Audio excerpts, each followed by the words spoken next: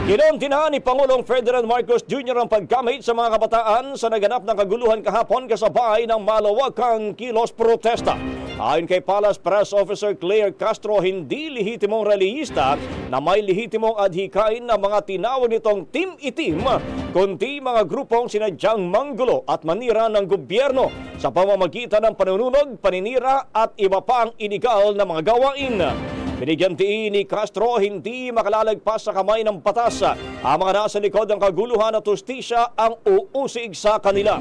Pinuna din ng palasyo ang paggamit ng foul language ng ilang dumalo sa nasabing protesta. Paalala ni Castro, may responsibilidad ng lahat na maging mabuting ehemplo, lalo na sa kabataan, at dapat idaan sa tamang paraan ang laban kontra korupsyon. Ang bahaging ito ay hatid sa atin ng Yummy-Vit ES3 Syrup. Simulang tuparin ang pangarap ng iyong anak. And stunting now!